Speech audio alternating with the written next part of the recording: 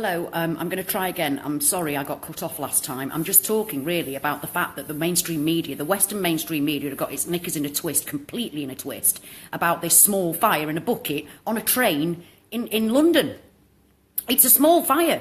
It wasn't a massive terrorist attempt, and it was an amateur thing, and I don't care. They keep talking about how it was like the mother of all bombs, really. It wasn't the mother of all bombs. Nothing bloody happened. Meanwhile, the whole mainstream media is ignoring the genocide and ethnic cleansing of the Rohingya Muslims. What the hell has the world come to? What the bloody hell has the world come to if the mainstream media can still be harping on about a small fire in a bucket and a woman with a bandage round her head with not a speck of dust on her from this so-called fireball that ripped through the carriages? It's all utter bollocks, and I'm sick of it. I am sick of this scaremongering mainstream media.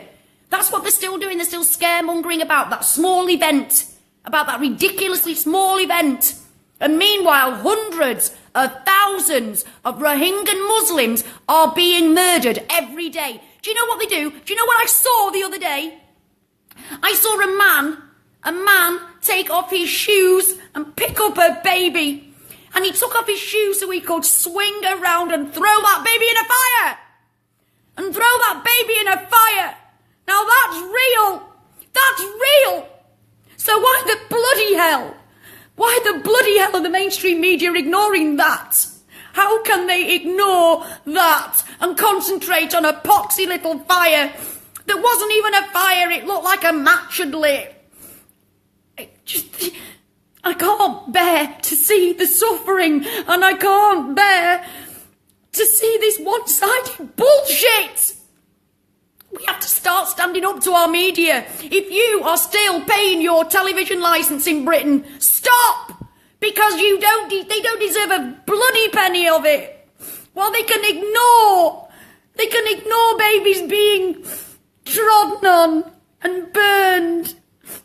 While they can do that, and concentrate on scaremongering and fearmongering about ISIS and Islamic terrorism. Look what so-called Buddhists are doing to hundreds of thousands of people, but the mainstream media in the West doesn't give a shit about them because they're Muslims. They deserve to live in peace and have a land of their own. Or if they can't have a land of their own, at least be deemed as equal citizens. Equal citizens in the country that they're living in. What they're going to do? It seems to me like the UN and the West are just going to let them all die. Just going to let them all die. And there'll be no Rohingya left. And then they'll go, oh, we should have done something. Yes, you should. United Nations. Donald Trump, Theresa May, where are you? Where are you? Do something. What's the bloody point in the UN? What's the point in the UN? Yes, it's genocide. Yes, it's ethnic cleansing, but we're just going to sit here and do bugger all. If you could see the things that I've seen. If the mainstream media actually showed you what is happening there instead of their 5 minute little supposed news story. I can't bear any more of it. I can't bear to live in a world where some people are more important than other people. It doesn't matter what your religion is. It doesn't matter how wealthy you are. There is no one person any more important than another. No one.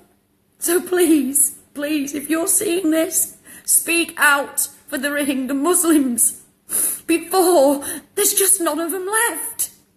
Share what you find on the internet. Share it, but please make sure it's the real thing. Please make sure it's really Rohingya, because I have seen a few posts that aren't Rohingya. It doesn't mean they're any less disgraceful and barbaric, but they're not.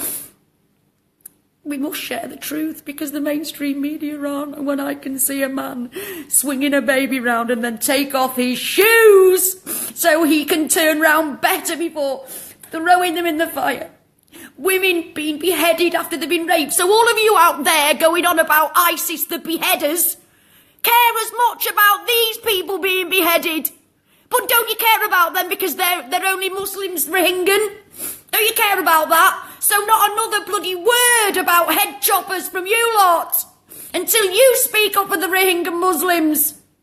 Because I know fine well that one day my children, my grandchildren are going to ask, what did you do? And I'll say, I spoke up, at least I spoke up.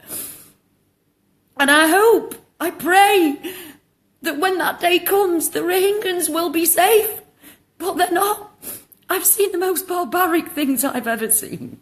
And believe me, I've seen some bloody awful shit. I've seen some terrible, terrible things. But there is nothing, I've seen nothing like the abomination that is happening to the Rohingya Muslims. They need our help. We are their only voice because the world, governments, everybody are taking no notice of them. Apparently this, whatever her name is, Aung San, whatever her bloody name is, wouldn't let the United Nations in to the country. What bollocks is that? Go in anyway.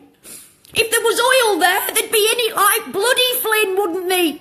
So what's the difference? Come on, tell me. Tell me, world. Tell me, United Nations. What is the difference? Why aren't you going in stopping a genocide? Why? Tell me why. When you go into every other bloody country that doesn't agree with what you want, you go in there marching and all over the place. And our media is an absolute bloody disgrace. A disgrace. They can ignore the fact that women are being raped and beheaded. Children, I've seen children having their heads a man stood on the head of a toddler. For the love of God, help them.